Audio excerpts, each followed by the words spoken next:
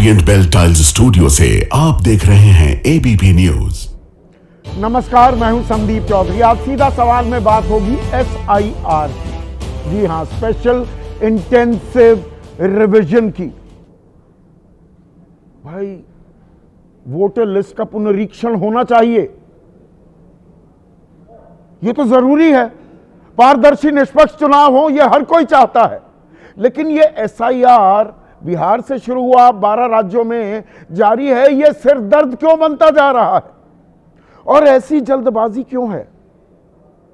भाई, वोट चोरी नहीं होनी चाहिए, घुसपैठियों को वोटिंग का अधिकार नहीं मिलना चाहिए, इसमें कतई कोई दो राय नहीं हो सकती। लेकिन एक काम इत्मीनान से भी तो किया जा सकता है, ठोक बजाकर, पुख्ता तरीके से। यह जल्दबाजी क्यों है इतनी? बिहार से क्या कोई सबक नहीं लिया गया? बिहार में 1 महीने में SIR करवाया गया और वो भी मॉनसून के दौरान, और आधार को पहचान पत्र नहीं माना। सुप्रीम कोर्ट ने 3 बार डंडा चलाना पड़ा उसे, आखिरी 5 दिनों में माना गया। और बिहार चुनाव मुकम्मल होने पर ज्ञानेश कुमार ने ताल ठोकी, डेमोक्रेसी विंस, लोकतंत्र की जीत हो गई है, यह शुद्धतम मतदाता सूची है। घुसपैठिए कितने ढूंढे ये नहीं बताया, ज्ञानेश कुमार ने यह ज्ञान नहीं दिया। बहुत सारे सवाल उठ रहे हैं। 3 लाख वो यकायक इजाफा कैसे हो गया? 7 करोड़ 42 लाख के 7 करोड़ 45 लाख कैसे, क्यों हो गए, यह बताया नहीं जा रहा। पर 12 राज्यों में SIR शुरू हो गई है और वही 1 महीने का समय, और इसमें तनाव इतना हो गया है, यह कोई नहीं दिखा रहा, चैनल आपको खबर नहीं दिखाएगा। जो BLO होते हैं, बूथ लेवल ऑफिसर, सरकारी अर्ध सरकारी जो कर्मचारी होते हैं, उनको यह जिम्मेदारी दी जाती है। वो राजस्थान से लेकर, गुजरात से लेकर, तमिलनाडु से लेकर, केरल से लेकर पश्चिम बंगाल तक और मध्य प्रदेश भी आत्महत्या कर रहे हैं। आत्महत्या, खुदकुशी कि जी जरूरत से ज्यादा दबाव बनाया जा रहा है, काम इतना डाल दिया गया है, ऊपर से डांटा जाता है, फटकारा जाता है, धमकाया जाता है, नौकरी खा जाने की धमकी दी जाती है। अब BLO आत्महत्या कर रहे हैं। पर मुख्य चुनाव आयुक्त और बाकी दोनों चुनाव आयुक्त वो आराम से बैठे हैं, नहीं ये अभी करना है। भाई, 1 के 2 महीने लग जाएं, 3 महीने लग जाएं। 2003 में तो 2 साल लग गए थे। काम तो भरोसेमंद हो, वो ज्यादा जरूरी है या ये जल्दबाजी? और जल्दबाजी क्यों? भाई, पश्चिम बंगाल में चलिए चुनाव हो रहे हैं, थोड़ा जल्दी करेंगे आप, या तमिलनाडु में। उत्तर प्रदेश में तो अगले साल चुनाव नहीं है, उससे अगले साल है। गुजरात में तो अभी निपटे चुनाव, 3 ही साल हुए हैं ना। 2 साल पहले राजस्थान में चुनाव निपटे, मध्य प्रदेश में चुनाव निपटे, तो वहां अभी इसी वक्त तत्काल 1 महीने में SIR क्यों करनी है? आज इसी पर हम चर्चा करने वाले हैं। ऐसे में आपकी राय, आपके सुझाव और आपके सवाल, जो अब सीधा सवाल के अहम हिस्सा बन चुके हैं, उनका रहेगा इंतजार। तो 12 राज्यों में SIR की प्रक्रिया जारी है। 4 दिसंबर तक यह प्रक्रिया चलनी है। 2 हफ्ते यानी 14 दिन बचे हैं सिर्फ। 5,32,828 ब्लॉक लेवल अधिकारी इसमें शामिल किए गए हैं। फॉर्म भरवाते हैं वो जाकर। अब कौन होता है ब्लॉक लेवल अधिकारी, ये बताना आपको जरूरी है, क्योंकि आज की चर्चा की धुरी ये ब्लॉक लेवल अधिकारी है। ये कोई पूर्णकालिक अधिकारी नहीं होता। चुनाव आयोग का ये महज जमीन पर एक प्रतिनिधि होता है। सरकारी कर्मचारी, अर्ध सरकारी कर्मचारी, वो BLO बनते हैं। मतलब इसमें टीचर्स होते हैं, शिक्षक, अनुबंधित शिक्षक, वो टेम्पररी वाले, आंगनवाड़ी कार्यकर्ता, पटवारी, अमीन, लेखपाल, पंचायत सचिव, बिजली बिल रीडर, डाकिया, सहायक नर्सें, स्वास्थ्यकर्मी, ये लोग होते हैं। अब एक बीएलओ के पास लगभग 800 से 1000 मतदाताओं की सूची की परख करने की जिम्मेदारी दी गई है। अब काम इतना कठिन और जटिल, और दरअसल ये वक्त न जाने कैसा चुनती है। चुनाव आयोग शायद उसकी टाइमिंग बिल्कुल गलत हो चुकी है। जैसा बिहार में मॉनसून के वक्त में ये एसआईआर कराया, अब पश्चिम बंगाल में धान कट रहा है और उसके बाद आलू की बुआई, और जो आलू की बुआई जानते हैं उसका एक मियाद होती है, उसी वक्त करेंगे तो आलू अच्छा होगा, वरना नहीं होगा। सबसे ज्यादा आलू उगता है पश्चिम बंगाल में। लोग खेतों में काम कर रहे हैं, बीएलओ के पास जाने का वक्त नहीं है। आलम तो ये पश्चिम बंगाल की बात कर रहा था, राजस्थान आपको लिए चलता हूं। एक किसान वो खुदाई कर रहा है, बीएलओ कह रहा है भाई फॉर्म भर दे। वो बोला मेरी खुदाई कर दो, तू फावड़ा चला, कस्सी चला और मैं फॉर्म भरता हूं। देखिए फुल फ्रेम दिखाइए जरा, ये तस्वीर पीसीआर। मोठं घरातून खूप येतो लादरी कोणी इन मैं काय एकराटा बीएलओ का बम देला काय अरे यार खाना की बात कोणी सरकारी काम से मग फसतच भागत उठा गया जैसे 10 दिन हो गए मैंने सारा दिमाग लगा रहे थे। अरे सुनो काम में प्रेम से कर दो, मारा जान को आदमी आओ भी कोने यार परेशान मत कर, घाटो परेशान हो गयो भाई 10 बार चल गयो मोठं घरातून खूप येतो लादरी कोणी इन मैं काय एकराटा बीएलओ का बम देला काय अरे यार खाना की बात कोणी सरकारी काम से मग फसतच भागत उठा गया जैसे 10 दिन हो गए बीएलओ का दर्द क्या है? वो कह रहा है अरे भाई भर देना ये फॉर्म भर दे, वरना मेरा फांसी दे देंगे। बाकी अधिकारी डांट भी लगाते हैं, फटकारते भी हैं, धमकी भी देते हैं। ये तो सिर्फ एक तस्वीर आपको दिखा रहा हूं मैं। इसका नतीजा क्या है? तस्वीरें बहुत हैं। कल गुजरात में खेड़ा में रमेश भाई परमार की मौत हो गई हार्ट अटैक से।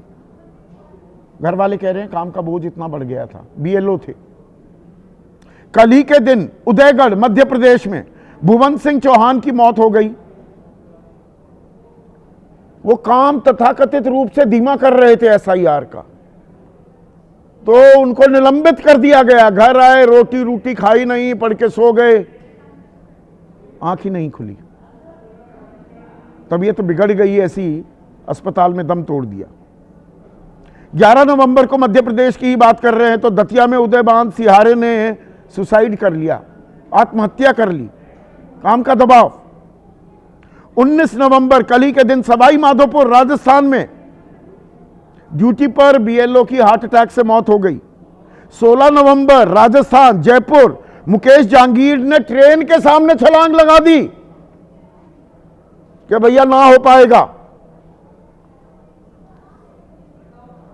19 नवंबर को उत्तर 24 परगना पश्चिम बंगाल में आंगनवाड़ी वर्कर ने, यह भी बीएलओ की जिम्मेदारी निभाती हैं, ब्रेन स्ट्रोक से मौत हो गई, वही काम का दबाव। 18 नवंबर जलपाईगुड़ी पश्चिम बंगाल महिला बीएलओ का शव फांसी से लटका मिला, फांसी लगा ली। 9 नवंबर को पूर्व बर्धमान पश्चिम बंगाल ब्रेन स्ट्रोक से महिला बीएलओ की मौत हो गई। और इस पर मुख्यमंत्री ममता बनर्जी क्या कर रही हैं उस पर तो मैं आता हूं, लेकिन केंद्रीय मंत्री हैं और सांसद हैं पश्चिम बंगाल से ही, सुकांत मजुमदार, वो क्या कह रहे हैं? अजीबोगरीब तर्क हैं। लोग आत्महत्या कर रहे हैं और कहा क्या जा रहा है, उसको पर भी राजनीतिक रंग डाला जा रहा है। सुनिए सुकांत मजुमदार को। I don't know why Mamata Banerjee is claiming, because the SIR is being implemented in 12 states now, and even one state SIR has been completed in Bihar also. So no death till now has been reported from the other state. So my question is, problem lies with the SIR or the state of origin? ऐसी संवेदनहीनता पर आदमी अपना माथा ही पटक सकता है। वो कह रहे हैं और कहीं कोई मौत ही नहीं हो रही, ये पश्चिम बंगाल में ही क्यों हो रही है?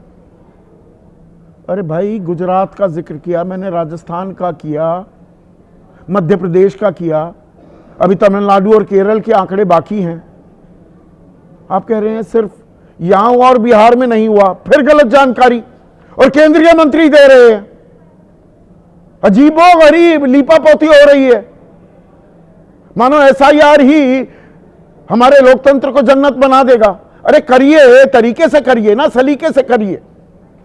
बिहार का जिक्र किया सुकांत मजुमदार ने, आपकी जानकारी के लिए केंद्रीय मंत्री, 4 जुलाई को मधुबनी में बीएलओ की मौत हुई दिल का दौरा पड़ने से। 19 जुलाई को भागलपुर में बीएलओ प्रमोद मंडल की हार्ट अटैक से मौत हुई। 31 जुलाई कटिहार में बीएलओ सत्यजीत सिंह की ब्रेन हेमरेज से मौत हो गई। 19 अगस्त अररिया में बीएलओ पंकज पौदार की हार्ट फेल होने से मौत हो गई। 27 अगस्त बीएलओ राजेंद्र प्रसाद का हार्ट फेल हो गया। आपके घर का नहीं था तो आपको बिहार में पता ही नहीं लगा कि मौत तो हुई है। इसमें जल्दबाजी क्या है? इतनी आफत क्यों मचाई हुई है? होना चाहिए, और शुद्धिकरण जरूरी है।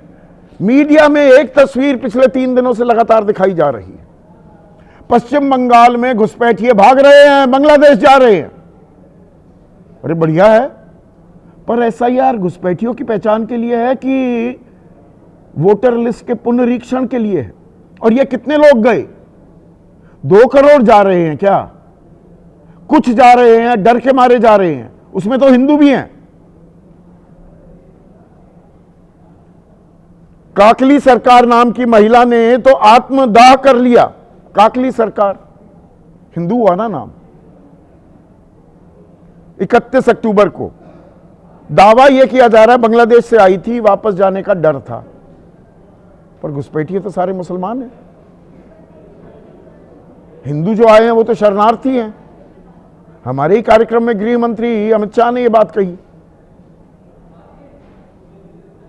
तो क्या दरअसल हम निष्पक्ष और प्रभावी चुनाव करने के लिए निकले हैं, या यहां पर राजनीतिक नफा नुकसान उसी का आकलन किया जा रहा है? और उसी के मद्देनजर क्या पश्चिम बंगाल की मुख्यमंत्री ममता बनर्जी ने चिट्ठी लिखी है मुख्य चुनाव आयुक्त ज्ञानेश कुमार को, और कहा है कि कुप्रबंधन की मानवीय कीमत अब असहनीय हो गई है। यह प्रक्रिया अनियोजित, अव्यवस्थित और खतरनाक है। यह हिंदी में तर्जुमा किया है। उन्होंने शब्द इस्तेमाल किए, the manner in which this exercise is being forced upon officials and citizens is not only unplanned and chaotic, यानी कि अनियोजित और अव्यवस्थित, बट ऑल्सो डेंजरस। यह खतरनाक भी है। वो कह रहे हैं 28 लोगों ने आत्महत्या कर ली है, इसमें बीएलओ भी है और आम आदमी भी है। पर जो घुसपैठिया है वो आत्महत्या करे, हम उस पर आंसू बहाएं क्या? ये भी अपने आप में एक सवाल है। पर इन सवालों के जवाब देने के लिए चुनाव आयोग क्या सामने आएगा भी? इसी पर मैं चर्चा करूं उससे पहले एक और आंकड़ा आपको बता दूं। ये जो 12 राज्य हैं, और इनमें अगर पश्चिम बंगाल, असम, तमिलनाडु, केरला, पुडुचेरी होते, वहां पर चुनाव होने हैं, तो समझ में आता है कि भाई यहां जल्दबाजी करनी है। उत्तर प्रदेश में अगले से अगले साल चुनाव, राजस्थान में चुनाव होंगे 28 में, दिसंबर 28 में, मध्य प्रदेश में भी, गुजरात में 27 में होंगे, वही नवंबर दिसंबर में। वहां इतना दबाव क्यों डाल रहे हो भाई कि बीएलओ को आत्महत्या करनी पड़ जाए? और जो अब तक लोगों को फॉर्म तो बांट दिए, 98.89% लोगों को, 51 करोड़ लोगों का पुनरीक्षण हो रहा है, लेकिन रिकॉर्ड्स डिजिटाइज कितने हुए हैं अभी तक? 14 दिन बचे हैं सिर्फ, 20.19%। फिर वही गुजरात की तरह मारामारी, जल्दबाजी में आधे अधूरे फॉर्म, तलवार लटकी रहेगी। ये हो क्या रहा है भाई? ऐसे में आज का सीधा सवाल अब आपके स्क्रीन पर, एसआईआर पर जारी बवाल, बीएलओ का जीना मुहाल, और वोट चोरी रोकेगा एसआईआर या छीनेगा मताधिकार? चर्चा में मेरे साथ मलूक नागर हैं, राष्ट्रीय महासचिव हैं आरएलडी के, जो अहम घटक है एनडीए गठबंधन का। अभिषेक झा हैं, राष्ट्रीय प्रवक्ता हैं, युवा चेहरा हैं जेडीयू के, और 10वीं बार आज शपथ भी ले ली। नीतीश कुमार ने, इनकी पार्टी ही सरकार की अगुवाई कर रही है। डॉली शर्मा राष्ट्रीय प्रवक्ता हैं कांग्रेस पार्टी की। राजकुमार भाटी राष्ट्रीय प्रवक्ता समाजवादी पार्टी के। विनोद अग्निहोत्री वरिष्ठ पत्रकार हैं, किसी परिचय के मोहताज नहीं हैं। जाने माने राजनीतिक विश्लेषक अभय दुबे भी हमारे साथ जुड़ गए हैं, और प्रोफेसर सौरभ मालवीय भी बीजेपी की तरफ से हमारे साथ जुड़ गए हैं। अभिषेक झा, आपसे शुरू करता हूं। ये सुकांत मजुमदार कह रहे हैं नहीं, बिहार में तो कोई मौत नहीं हुई, ये पश्चिम बंगाल में ही मौत हुई है। पहली बात तो केंद्रीय मंत्री को इतना संवेदनहीन होना चाहिए क्या? और दूसरी बात, ये 1 महीने में ही ऐसा जल्दबाजी क्यों है भाई? 2 महीने में हो जाएगा, हो जाए मुकम्मल। बिहार से कुछ सबक सीख लेते। और बिहार में बीएलओज की मौत तो हुई थी, या मैं गलत जानकारी दे रहा हूं? अभिषेक झा,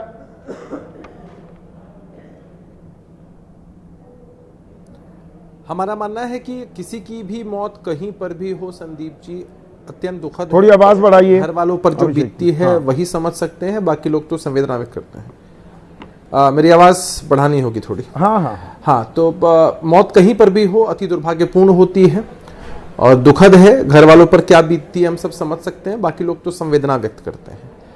हमने देखा है कि कई बार लोग ड्यूटी के प्रेशर में इस तरह की बातें होती हैं, लेकिन तफ्तीश का विषय है कि मौत के पीछे का कारण क्या है।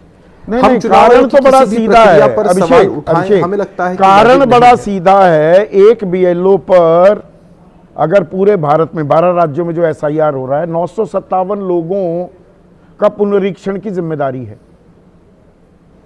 और अभी ये नवंबर दिसंबर का महीना, किसानों का तो असल काम अभी होता है। यूपी में गन्ना कट रहा है, धान कट रहा है, पश्चिम बंगाल में फिर अगले फसल भी बोनी है। वो खेत में लगा रहेगा, बीएलओ वहां जाकर हाथ जोड़ेगा, और काम नहीं होगा तो डांट पड़ती है।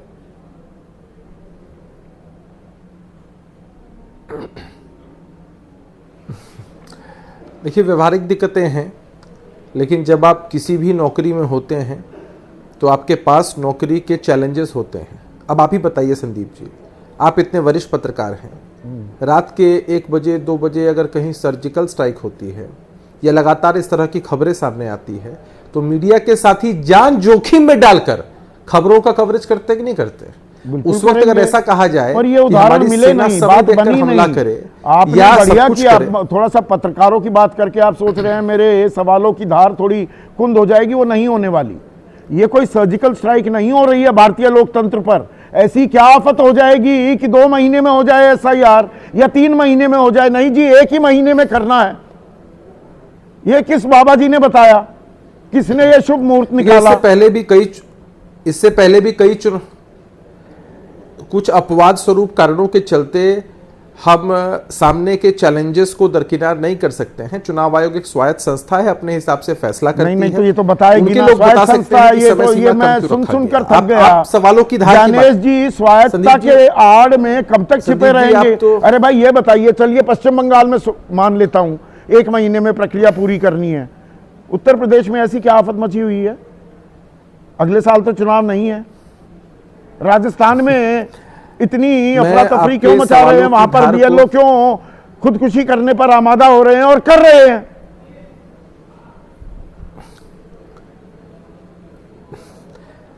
चुनाव आयोग बहुत सक्षम है संदीप जी, आपके किसी भी सवाल या किसी भी राजनीतिक दल के सवालों का जवाब देने में। मैं तो आज इस जोश और उमंग में आपके डिबेट में शामिल हुआ था कि आज तक आपने बहुत तीखे सवाल नहीं, आपने आज तक संदीप जी मुझसे बहुत तीखे सवाल पूछे हैं। हाँ। और जबरदस्त सवाल पूछे हैं बिहार की राजनीतिक परिस्थितियों को लेकर, बिहार में हो रहे एसआईआर को लेकर, नीतीश कुमार जी के भविष्य को लेकर। तो मुझे तो ऐसा लगा कि शायद आप मुझे बहुत बधाई और शुभकामनाएं आज बधाई देने का काम कि पत्रकार का नहीं होता। बातों के बावजूद पीआर जो करते हैं उनसे बधाई की उम्मीद अपेक्षा कीजिए। मैं पत्रकार हूं, पीआर नहीं हूं। अभिषेक, अच्छा एक बात बताइए, जब आप क्रिटिसाइज करते हैं किसी को भी या किसी भी राजनीतिक दल को, ना मैं बधाई दूंगा ना अफसोस जाहिर करूंगा। जो हारा अपनी वजह से हारा, जो जीता अपनी वजह से जीता होगा।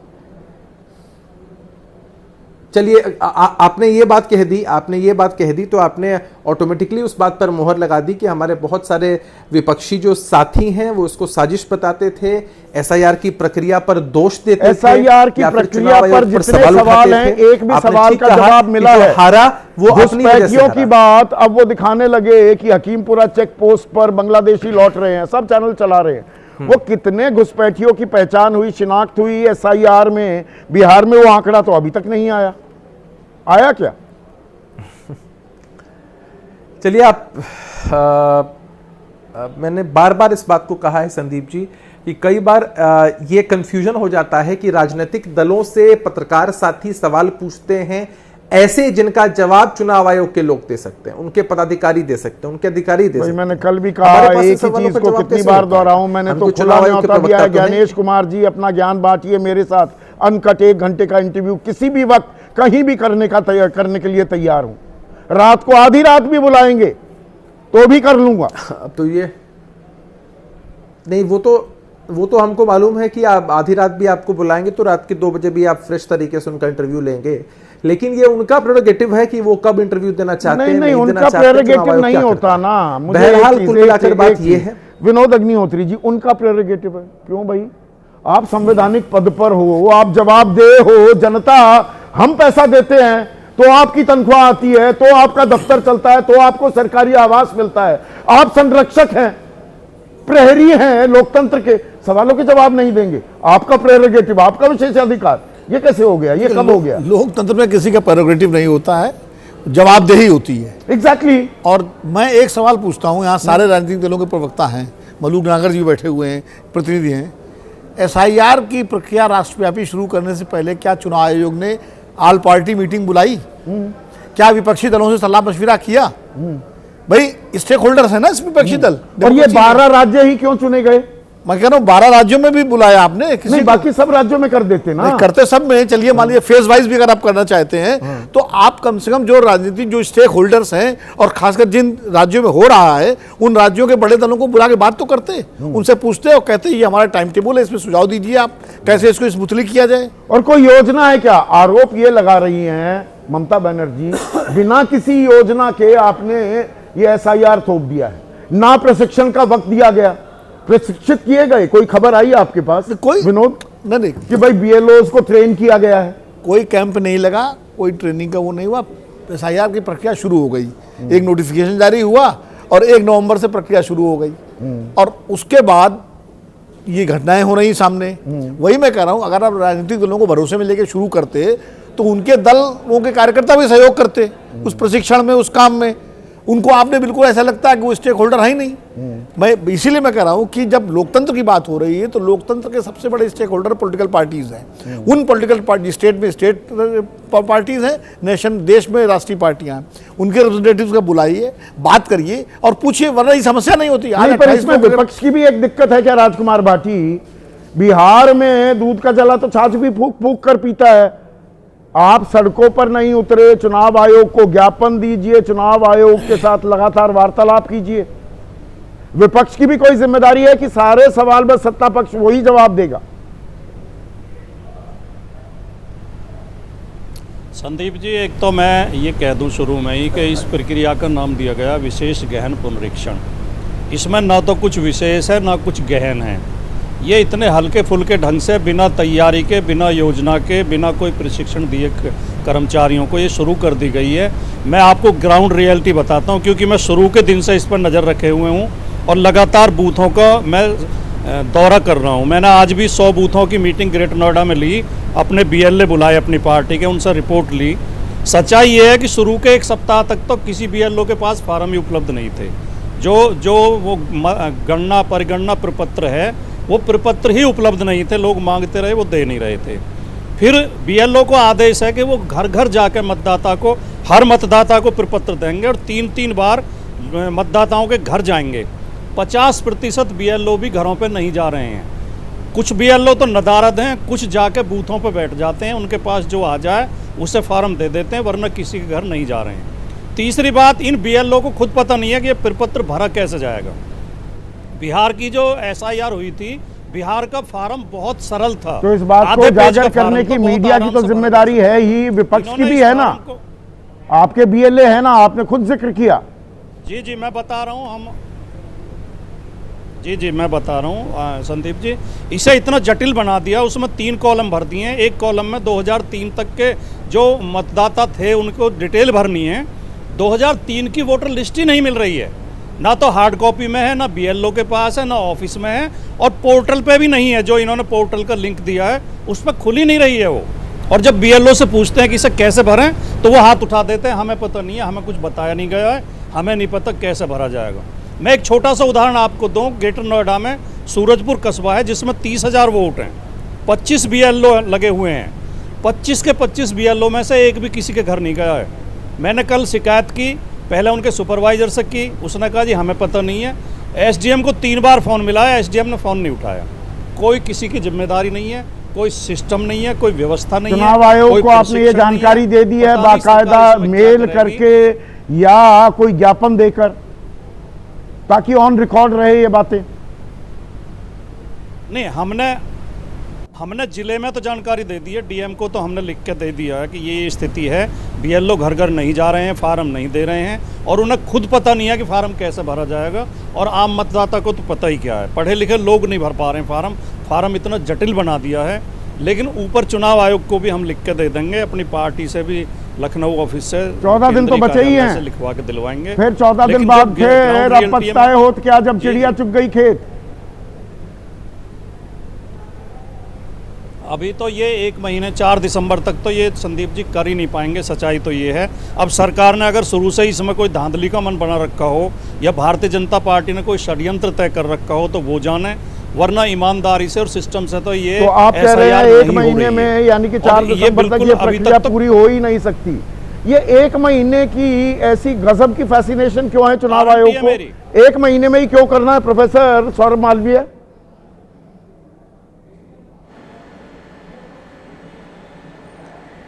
देखिए संदीप जी,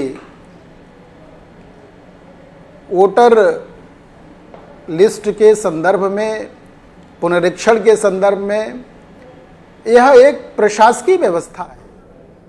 चुनाव आयोग नहीं, व्यवस्था समझ गया प्रोफेसर साहब, सीधे सवाल का जवाब दीजिए। 1 ही महीने में क्यों करना है? 1 महीने में क्या कमाल हो जाएगा? सीधे सवाल का जवाब दे रहा हूं, बता रहा हूं। 60 दिन लग जाए, 90 दिन, हमें एक शुद्धतम मतदाता सूची चाहिए ना। आपको भी चाहिए, मुझे भी चाहिए। मुकम्मल, पुख्ता, भरोसेमंद काम होना, टिकाऊ काम। सुन लीजिए संदीप जी, बहुत आसान काम, बहुत सरल और सहज काम, पूरी तरह से भारत जैसे लोकतांत्रिक देश में, बड़े देश, इस व्यवस्था तंत्र में मजबूत सरकारें, राज्य की मजबूत सरकारें, केंद्र की सरकारें, प्रशासनिक कार्य चुनाव आयोग के साथ खड़ा है। राज्य इंतजार कर रहे हैं और सहयोग के लिए तत्पर है। इसलिए यह काम तो 1 महीने क्या, थोड़े कम दिन में भी हो जाएंगे। इसमें संकट क्या आ रहा है भाई? और ये बीएलओ ऐसे ही मरते रहेंगे, कहीं प्रोफेसर साहब ऐसे ही खुदकुशी करते रहेंगे। अब ये बात, और ये सुकांत मजूमदार कहेंगे नहीं, पश्चिम बंगाल में ये हो रहा है। मैं इस पर आ रहा हूं। हाँ, आइए ना। नहीं, संदीप जी आ रहा हूं, सुन तो लीजिए। देखिए, इस पर आ रहा हूं मैं। किसी भी प्रकार की मौत, किसी भी व्यक्ति के परिवार में कोई भी इस तरह की दुखद घटना होती है, तो निश्चित तौर पर समाज, हम सब, सरकार, सारे लोग उसके लिए संवेदनशील हैं। किन कारणों से संवेदनशील हैं? क्या आप हैं? मैं आपकी बात मानता हूं। एक मिनट संवेदनशीलता, 1 मिनट रुकिए ना। बिल्कुल होना ही। अरे प्रोफेसर साहब 1 मिनट रुकिए ना प्लीज। ये रमेश भाई परमार, इनकी मौत हो गई हार्ट अटैक से। भुवन सिंह चौहान उदयगढ़ वासी मध्य प्रदेश, इनकी मौत हो गई। उदयभान सिहारे दतिया वासी मध्य प्रदेश के। सवाई माधोपुर राजस्थान में बीएलओ की जो मौत हुई। जयपुर में मुकेश जहांगीर ट्रेन के सामने छलांग लगा दी। एक घड़ियाली आंसू, एक संवेदना का शब्द चुनाव आयोग की तरफ से आया क्या? देखिए संदीप जी, बीएलओ जो है वह चुनाव आयोग के कार्य को कर रहा है। चुनाव आयोग का जो आपका काम कर रहा है उसकी जान जा रही अलग है, होता है। परेशान होकर हलकान होकर आप नहीं सर, आप सुनिए संदीप जी, आप एक गंभीर संदीप जी एक गंभीर प्रश्न उठा रहे हैं। आप यहाँ पर सुनना पड़ेगा। आप सुनिए, आप सुनिए, बिल्कुल नहीं सुनिए तो संदीप जी सुनिए। आप यहाँ पर ऐसा, आप क्या, आपकी बात को लाखों करोड़ों लोग सुन रहे हैं, इसलिए कृपया आप गंभीर विषय को थोड़ा अवसर दीजिए। ऐसा थोड़ा होता है आप जैसा विचार प्रस्तुत कर देंगे संदीप जी। नहीं, बिल्कुल ज्ञानेश जी के साथ आप प्रक्रिया पूरी करिए, उनको पत्र लिखिए। आपने कितना मेल किया उनको इंटरव्यू के लिए? आप अपने आप प्रक्रिया में उनको जाइए, मेल करिए, बुलाइए। आप यहाँ से उनको दे रहे हैं, आप यहाँ से निमंत्रण देंगे। निमंत्रण की प्रक्रिया क्या है? हम ज्ञानेश कुमार की प्रक्रिया क्या है? एक बात समझ लीजिए, ये भारत का मतदाता ज्ञानेश कुमार की वजह से नहीं है, हमारी वजह से ज्ञानेश कुमार हैं मुख्य चुनाव आयुक्त। आपने पत्र लिखा, आपने मेल किया, लोग वहां पर हम मेल करें, वो सवाल का जवाब नहीं देंगे, प्रेस कॉन्फ्रेंस नहीं करेंगे। आप उनसे संवाद करिए। मेल करें। नहीं, आपके संदर्भ में बात हो रही है। ऐसा कहां बैठे हुए हैं? संदर्भ में बात हो रही है। ऐसे कौन से संदर्भ में बैठे हैं? आपके संदर्भ में बात हो रही है। माफ करिए, बात आपके संदर्भ में हो रही है। जो आप बार बार कह रहे हैं कि मैं चैलेंज देता हूं 2 बजे रात को आऊंगा। अरे आप कितनी बार पहल किए उनसे मिलने के लिए? आप पहल करिए, और वो नहीं किए हो तो उनसे पूछिए। आप यहां पर इस बात को बोलते हैं। हाँ, कोई की भी मौत होती है उसके प्रति संवेदना है, तो सबको देना चाहिए, सब देंगे। अच्छा, और चरणबद्ध तरीके से चलते हैं। प्रोफेसर साहब, आप तो लखनऊ में हैं, ये राजकुमार भाटी कह रहे हैं कोई ट्रेनिंग तो दी ही नहीं गई, बीएलओज को ही समझ में नहीं आ रहा है कि पर्चा कैसे, फॉर्म कैसे भरवाना है। ट्रेनिंग दी गई थी क्या? आपको पता लगा? मुझे नहीं पता लगा, या आपको ज्ञानेश जी ने अलग से फोन करके बताया? मैं बताता हूं, कहां वो गुप्त ट्रेनिंग हो रही थी? नहीं, ज्ञानेश जी मुझे फोन नहीं करेंगे, और ज्ञानेश जी की जवाबदेही मुझे नहीं है। ज्ञानेश जी की क्यों नहीं है? आप मतदाता नहीं है, आपकी वो ठीक बात है ना, फिर गलत बयान नहीं कर रहे हैं, आपके प्रति भी जवाबदेही है। मैं अपनी बात रखूंगा, मैं अपनी। ज्ञानेश जी स्वतंत्र नहीं, ज्ञान नहीं, उनके कार्यों की जवाबदेही मेरी नहीं है, ये मैं बोल रहा हूँ। नहीं, वो आपके प्रति जवाबदेह है, मैं ये बोल रहा हूँ। स्वतंत्र इकाई के वो कार्य कर रहे हैं, वो करें। जी जी जी, बिल्कुल। अच्छा संदीप जी, दूसरी बात, राजकुमार भाटी साहब जो कह रहे हैं वो उस परंपरा से आने वाले व्यक्ति हैं जहां पर वो उनकी परंपरा से मुझे कोई लेना देना नहीं। नेता कहे प्रोफेसर साहब, मुझे ये बताइए, वो कौन सी गुप्त जगह पे ट्रेनिंग हो रही थी बीएलओज की? बीएलओ कब ट्रेन किए गए, कितने दिनों के लिए ट्रेन किए गए? क्योंकि लोग भर ही नहीं पा रहे हैं, फॉर्म ही नहीं भर पा रहे हैं ढंग से। डिजिटाइज 20% हुए हैं 16 दिन में। संदीप जी, मैं स्वयं फॉर्म लेने गया था, मुझे स्वयं फोन आया और मैं लेके गया, मेरे बैग में भी रखा हुआ है। जाना ही नहीं। अब फिर देखिए, आप इतनी सहज है, इतनी ऐसा ना करिए। प्रोफेसर साहब 1 मिनट रुकिए, विनोद अग्निहोत्री के पास फिर जाना पड़ेगा। बीएलओ के पास मैं जाऊंगा या बीएलओ मेरे घर आएगा और 3 बार कम से कम आना है? यही है ना प्रक्रिया? नियम तो यही है, प्रक्रिया। मैं जाऊंगा बीएलओ के पास, प्रक्रिया क्यों जाऊं? लेकिन हो ये रहा है संदीप भाई, कि कुछ बीएलओ तो जा रहे हैं घर, और कुछ क्या कर रहे हैं कि एक पार्क में बैठ जाते हैं और मैसेज दे दिया जाता है भाई हम यहाँ बैठे हुए। तो गलत हो रहा है ना। मैं कर रहा हूं खेत में काम, मेरे गंडे की पर्ची आई हुई है, खेत का दिखाया तो आपने नागर साहब, मेरी तो पर्ची आ रही है, मेरी तो सांस अटकी रहे, मैं तो गिनता रहूं भाई मेरी पर्ची ना आई, मेरी पर्ची ना आई, मिल में फोन करूंगा, फिर मैंने गांडे कटवाने हैं, ट्रॉली में भरवाने हैं, फिर वो जाएगा और धर्म कांटे पे उसको तुलवा के और फिर खड़ा करूंगा अपना ट्रैक्टर या बुग्गी। मैं जाऊंगा बीएलओ के पास। हाँ, आपका बीच में पूछ रहा हूं। देखिए, सीधी सी बात है, इस देश की जो प्रजातंत्र लोकतंत्र की व्यवस्था है, अगर माननीय सुप्रीम कोर्ट में भी केस चल रहा है तो वहां भी वकील आर्गू कर रहा है और वो एक्ट बना भी नहीं है, तो सुप्रीम कोर्ट का भी और माननीय हाई कोर्ट, माननीय सुप्रीम कोर्ट के जज भी सोचते हैं और नेचुरल जस्टिस पे जाके कई बार ऑर्डर भी पास करते हैं, जिसको रूलिंग कहती हैं। तो चुनाव आयोग एक संवैधानिक संस्था है, पर उनको भी पूरी तरीके से हम आपकी बात से सहमत हैं।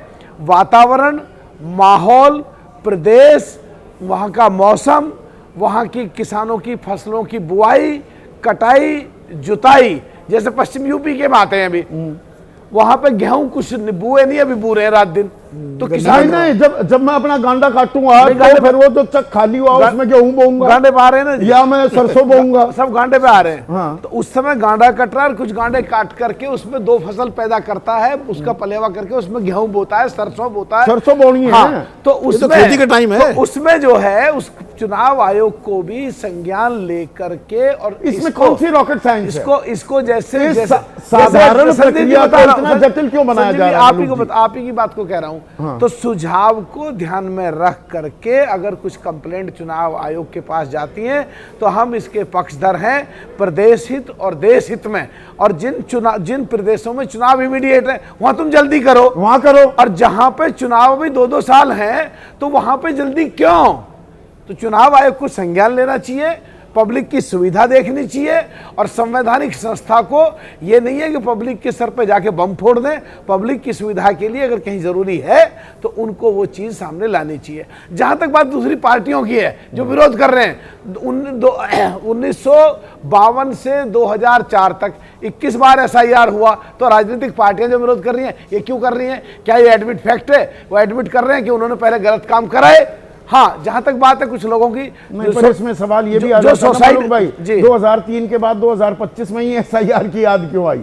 इतने साल क्या करता रहा चुनाव आयोग भाई? देखिए, इसका एक बड़ी बात यह है कि आज मिनट मैं पूरी कर दूं, मेरे से चल रहा है। देखिए, इसमें क्या है कि बात आपकी बिल्कुल सही है, पर अगर चुस्त और दुरुस्त और CAA को ध्यान में रखकर और घुसपैठियों को ध्यान में रखकर 17वीं लोकसभा के 2023 में जो अमेंडमेंट बिल आया उसको ध्यान में रखकर अगर ऐसा चीजें लागू हो रही हैं तो वापस में जो 411 भेजे पिछले साल बांग्लादेश के 411, और बिहार में बताया ही नहीं कितने घुसपैठियों की शिनाख्त हुई, तो फिर घुसपैठियों के लिए तो है ही नहीं।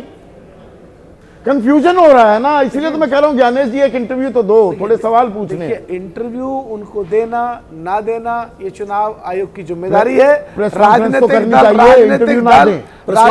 राजनीतिक दल और चौधरी चरण सिंह जी की विचारधारा, और आज माननीय प्रधानमंत्री जो जैन जी को लेके किसानों की बातों को लेकर आगे चल रहे हैं, तो ये चीज को ध्यान में रख के हम सुझाव देना चाहते हैं चुनाव आयोग को भी कि जिस प्रदेश में चुनाव अभी नहीं है और वहाँ के मौसम, वहाँ की फसल, वहाँ के किसान, वहाँ के लोगों को सुविधा के अनुसार टाइम देना चाहिए। इतनी जल्दी नहीं करनी चाहिए किसी पे भी, किसान पे भी या किसी बहुत पे भी दबाव आए। बेहतरीन बात कही है, और NDA के अहम घटक होने के बावजूद RLD के राष्ट्रीय महासचिव मलूक नागर कह रहे हैं कि ऐसी जल्दबाजी, इतनी अफरा तफरी मचाने की ज़रूरत नहीं है, और ख़ास किसानों का तो ख्याल रखना चाहिए, आम जनता का भी ख्याल रखना चाहिए। डॉली शर्मा, थोड़ा आप अचंभित हैं मलूक नागर के स्टैंड से आज? जी बिल्कुल, मैं लेकिन इस बात से खुश भी हूं कि उन्होंने सत्य कहा। 30 दिन में जितना प्रेशर लगातार, चाहे किसानों की आप बात कर लें, और मैं BLO की बात करना चाह रही हूं, कितनी सारे हादसे अलग अलग प्रदेशों से उनके बारे में सुनने को आए हैं। कहीं हार्ट अटैक हो रहा है, कोई रेल के आगे कट रहा है, केरला से लेके राजस्थान से लेके पश्चिम बंगाल से लेके गुजरात तक एक ही जैसी चीज समझ में आ रही है कि वो लोग प्रेशर में हैं, और ना जाने उन पर ऐसा प्रेशर कौन बना रहा है।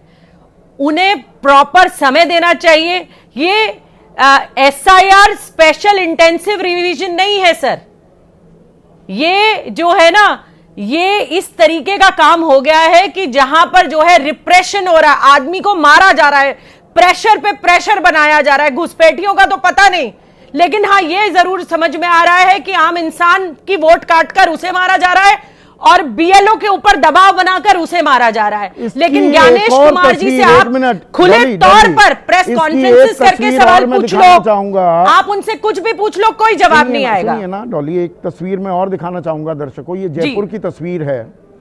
जयपुर में बीएलओ पर भेदभाव का भी आरोप लगा है। देखिए, अफरा तफरी हो रही है, दबाव हो रहा है, सुसाइड भी हो रहे हैं, लेकिन साथ ही साथ क्या भेदभाव भी किया जा रहा है।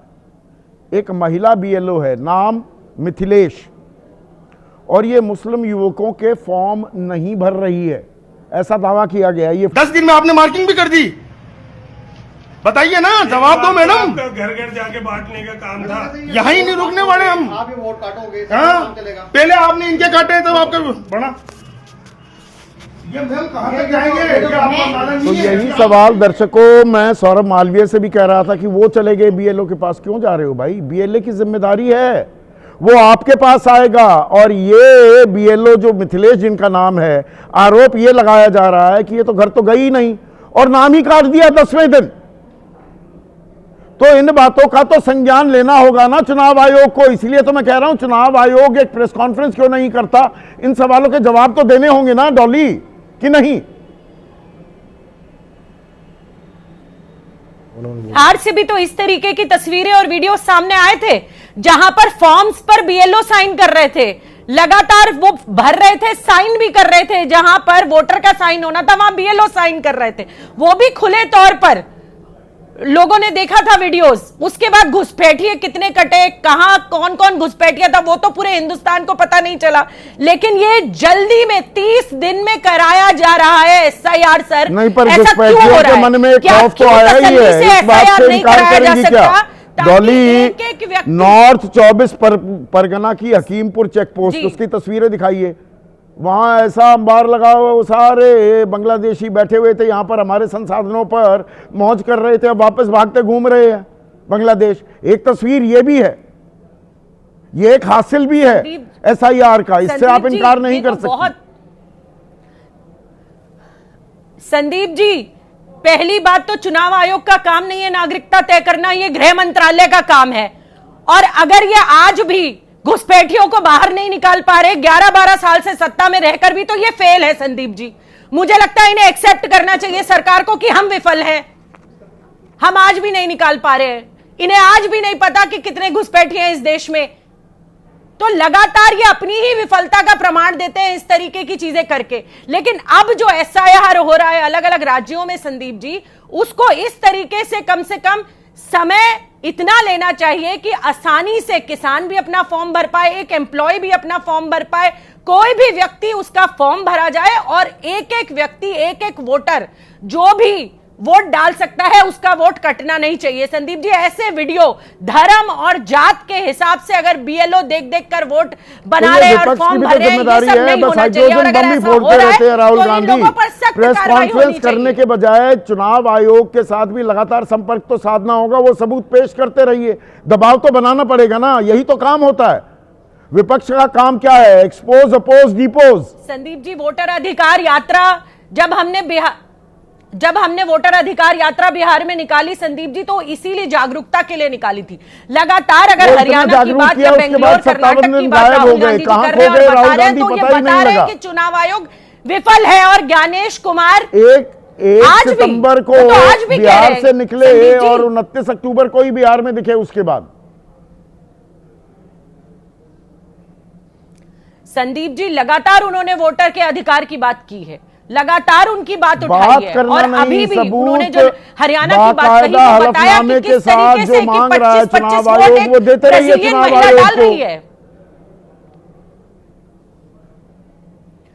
संदीप जी, अगर चुनाव आयोग की गाइडलाइंस पढ़ी, या अग्निहोत्री जी बैठे हैं और बहुत ही ज्यादा एक्सपीरियंस्ड है, वो अभी भी बता रहे हैं कि चुनाव आयोग की क्या गाइडलाइंस है और क्या नहीं है। लेकिन कोई भी गाइडलाइन चुनाव आयोग की ये नहीं कहती है कि जो चुने हुए जनप्रतिनिधि हैं उन्हें कोई एफिडेविट देने की जरूरत है। और अगर चुनाव आयोग ऐसा मांगता है तो वो अपनी ही गाइडलाइंस का विरोध करता है, और फिर उसे भी कोई भी हलफनामा देना होगा। लेकिन एक सवाल आपसे अवैध दुबे के पास जाने से पहले, प्रोफेसर सौरभ मालवीय है, आप कह रहे थे बीएलओ के पास आप गए, भाई वो तो जाने की जरूरत ही नहीं है ना, बीएलओ को आना चाहिए। बीएलओ आ रहे हैं क्या? 3 बार आ रहे हैं, 3 बार तो आना पड़ेगा ना, एहसान थोड़ा कर रहे हैं, यही प्रक्रिया है। देखिए संदीप जी यही प्रक्रिया है, बिल्कुल आप सही कह रहे हैं।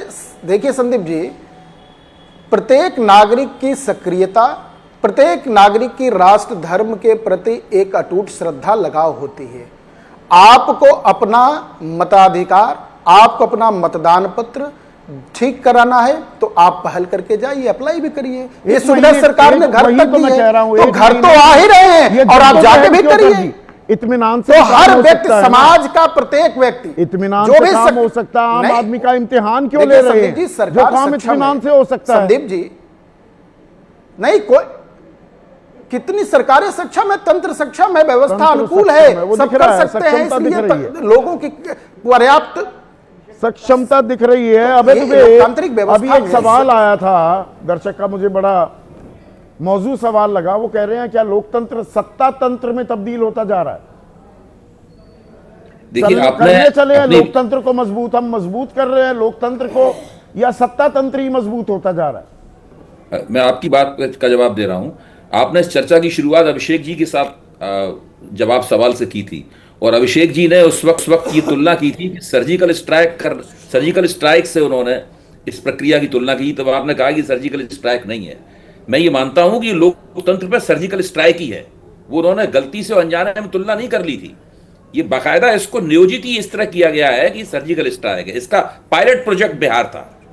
जब बिहार में उन्होंने देख लिया कि इस पायलट प्रोजेक्ट के राजनीतिक फायदे बिल्कुल स्पष्ट हैं, जितने वोट हम बढ़ा रहे हैं वो सारे के सारे एनडीए के और बीजेपी के खाते में जाने के लिए बेचैन है वोट, वो सारे वोट वहीं दिखाई पड़ रहे हैं पूरे के पूरे। जब इन्होंने सब ये देख लिया, समझ लिया, अब वो फटाफट बिना देर किए हुए महीने सवा पर ये महीने तो के विशुद्ध अंदर आरोप ही देश है के- ना, या ये आपका विश्लेषण हो सकता है? इसके पक्के सबूत तो पेश करने होंगे ना। विपक्ष जब वोट नहीं, सबूत चोरी के तो बहुत आरोप से- लगाता देखिए, है, सबूत FIR धीरे-धीरे पर करके सवाल सामने उठाता आएंगे। है, संदीप तो जी, वो मुकम्मल सबूत भी धीरे-धीरे तो करके देने सामने होंगे ना। आएंगे। मैं ये कह रहा हूं कि सबूत धीरे धीरे करके सामने आएंगे, धीरे धीरे करके पूरी स्थिति डिकोड होगी। सरकार ने, सत्ताधारी दल ने पूरी योजना बनाई है, चुनाव आयोग को अपने साथ जोड़ा है, उसके साथ में उसकी पूरी अच्छी ट्यूनिंग है, उसकी बेहतरीन पार्टनरशिप है, उसके हिसाब से सारा का सारा विजय काम हो रहा कुमार सिंह है। हैं, सरकार ही देखिए, उसका बचाव करती है। जो मैं आपसे सवाल पूछ रहा था अभय जी, प्रयागराज जी। वासी हैं, वो कह रहे हैं बिहार में 65 लाख लोगों के नाम कटे। क्या विपक्ष 65 लोगों को सामने लेकर आया जिनके नाम गलत कटे? विपक्ष में लाख कमियां हैं और भारत के विपक्ष में ही कमियां हैं और किसी में कमी है ही नहीं। मैंने तो आज तक कभी भी विपक्ष के अलावा किसी में कमी निकालते हुए किसी को देखा ही नहीं। सारी कमियां, विपक्ष को अदालत में जाना चाहिए, विपक्ष को मरे हुए लोगों को पेश करना चाहिए, सब कुछ विपक्ष को करना चाहिए। चुनाव आयोग को किसी बात का जवाब नहीं देना चाहिए, कुछ नहीं करना चाहिए। और इस पूरी प्रक्रिया की तुलना सर्जिकल स्ट्राइक की जो कर्तव्यनिष्ठता है उसके साथ करनी चाहिए। सुनील आप कांबले एक और सोचिए। सवाल पूछ रहे हैं, अबे भाई मौजूदा वक्त में चुनाव आयोग है या फिर चुना हुआ आयोग है? देखिए, ये चुनाव आयोग तो बहुत ही घपले की चीज है। इसकी नियुक्ति की प्रक्रिया आपत्तिजनक है। इसको जिस तरीके से अधिकार दिए गए हैं और तमाम अधिकारों से, एफआईआर से, मुकदमे से इसको बिल्कुल इम्यूनिटी दी गई है, वो सब पूरी की पूरी आपत्तिजनक है। ये आप कुछ भी करते रहिए, आप अपना सिर पटक मुझे एक दीजिए, चीज चुनाव आयोग बताइए, की तरफ से कोई सारी जवाब नहीं आएगा। चीजें अलग, एक बेसिक सवाल, 1 महीने में क्यों खत्म करनी है प्रक्रिया? ऐसी जल्दबाजी क्यों? बिल्कुल, मैं तो बिल्कुल स्पष्ट इम्तिहान हूं, क्यों इसीलिए लिया मैं जा रहा है आम वोटर का? इत्मीनान से काम देखिए, करवाइए। जितनी देर- संदीप जी, जितनी देर होगी उतने ही विवाद पैदा होंगे, उतना ही हंगामा होगा। तो जो कुछ होना है वो 1 महीने में हो जाए। जब 1 महीने में हो जाएगा, उसके बाद आप कुछ भी चीखते चिल्लाते रहिए, उससे क्या फर्क पड़ता है? तो एसआईआर हो गई, उन्होंने भारत के लोकतंत्र में सर्जिकल स्ट्राइक करनी थी, उन्होंने कर दी सर्जिकल स्ट्राइक। अपने मन की क्यूरेटेड लिस्ट उन्होंने बना ली, जिनके नाम उन्हें काटने थे उनके नाम काट दिए, इनके नाम जोड़ने थे उनके नाम उन्होंने जोड़ लिए। अब आप डिकोड करते रहिए, लगे रहिए वोटर लिस्टें लेके, मेहनत करते रहिए कि भाई इसका क्या असर पड़ेगा, किस बूथ से किसके नाम कटे, क्यों कटे, ये सब पता लगाते रहिए। और बहुत इस काम को करने में बहुत मुश्किल आएगी, ये सब काम बहुत धीरे धीरे होंगे। विपक्ष अगले 20-25 साल तक ये सब काम करता रहेगा और भारतीय जनता पार्टी हुकूमत करती रहेगी। इसी तरीके से सब हो रहा है पूरा का पूरा। तो आप कह रहे हैं ये कदम ताल हो रही है, ये तो लोकतंत्र पर एक बेहद गंभीर सवाल हो जाता है। पर ये बिना सबूत के ये आप सिर्फ देखिए, सवाल ही अभी रह जाएंगे भारत का विपक्ष संसद में ज्ञानेश कुमार को हटाने के लिए प्रस्ताव लाने वाला है। जब कोई टूर्नामेंट चल रहा हो और उस टूर्नामेंट के रेफरी केवल जीतने वाली टीम ही उसकी तारीफ करे और बाकी जो टीमें खेल रही हैं वो उसके किरदार के ऊपर शक करें, ऐसा रेफरी और ऐसे एम्पायर की हमको क्या ऋषि जरूरत है? कौशल हैं, दिल्ली वासी हैं अबे भाई, वो कह रहे हैं एसआईआर के बहाने विपक्ष अपनी रणनीतिक कमजोरियों को छिपाने की कोशिश कर रहा है। मैं उनकी बात से सहमत हूं। विपक्ष में रणनीतिक खामियां हैं, मैं तो मान रहा हूं उनको, लेकिन सवाल यह है इससे एसआईआर कैसी हो रही है, क्या हो रही है, ये चीज तो नहीं छिपती ना। इस उनके ऋषि कौशल साहब के सवाल से एसआईआर की समस्याएं तो नहीं छिपती ना, वो तो सामने निकल के आती हैं। उनसे कैसे बचा जा सकता है? या फिर ये कह दीजिए कि एसआईआर के खिलाफ सवाल उठाना भी देश के विरुद्ध बोलना है, राष्ट्र के खिलाफ गद्दारी करना है, जैसा उन लोगों ने कहा जिन्होंने खुला खत लिखा है। उनको कोई एसआईआर की समस्याएं समझ में नहीं आई। चुनाव आयोग ने जिस तरह जीविका दीदियों को नियुक्ति की, आपने खुद ही अपने कार्यक्रम में ये सब सवाल उठाए हैं, मैं उनको क्यों दोहराऊं? आज तक चुनाव आयोग ने इन बातों का जवाब दिया नहीं? वो तो तेरा बुद्धिजीवी मेरा बुद्धिजीवी वाला भी खेल हो रहा है। पर जो सवाल आपने उठाया था, आखिरी सवाल आप ही से, अरे भाई सारे राजनीतिक दलों के साथ विनोद जी ने जो सवाल उठाया, बल्कि मैं आपसे पूछता हूं मलूक भाई, सारे राजनीतिक दलों के साथ विमर्श करने के बाद एसआईआर की प्रक्रिया को आगे बढ़ाया जाता तो क्या हाय तौबा मच जाती? कि सुझाव सही है और कोई भी सुझाव देश हित में है। पार्लियामेंट में भी यही होता है, माननीय हाईकोर्ट माननीय सुप्रीम कोर्ट में भी यही होता है। तो क्यों पता नहीं दोनों तरफ को बहस होती है अभी। पर इसी तरह डायरेक्ट लेके सरकार को चुनाव आयोग से जोड़ रहे हैं, ये भी एकदम गलत बात है। इनको क्यों नहीं जो माननीय सुप्रीम कोर्ट ने ऑर्डर पास करा है उसका सहारा लेके जो कंप्लेंट करनी है, जो शिकायतें करनी है, जो रजिस्टर्ड करनी है, जो नोटिस भेजने हैं, जो कानूनी प्रक्रिया करनी है, सुप्रीम कोर्ट में क्यों नहीं जाते? ये बिल्कुल इस तरह से बातें करने लगेंगे। वैसे तो आदरणीय पत्रकार हैं, पर ऐसे लगता है कहीं ना कहीं बायस्ड है ये लोग भी। ये जो बात है ना, जो मैंने कि ये एक बेसिक सवाल है कि मैं बार बार कह रहा हूँ, लोकतंत्र में पॉलिटिकल पार्टी स्टेक होल्डर्स हैं। कोई भी कदम उठाने से पहले स्टेक होल्डर्स को विश्वास मिल लिया जाता है। आप अगर विश्वास मिलने उनको और तो सारी समस्याएं जो सवाल उठ रहे हैं बात नहीं लिया जाएगा तो भरोसा नहीं किया जा रहा है, आपस में एतबार नहीं है तो अपना ही देश, तो इतना कलेश क्यों? और जो काम इत्मीनान से भी हो सकता है उसमें आपका मेरा आम मतदाता का इम्तिहान क्यों लिया जा रहा है?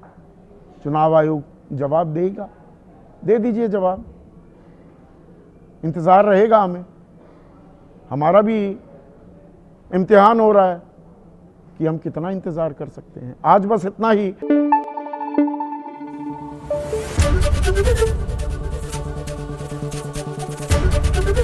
एबीपी न्यूज़ आपको रखे आगे।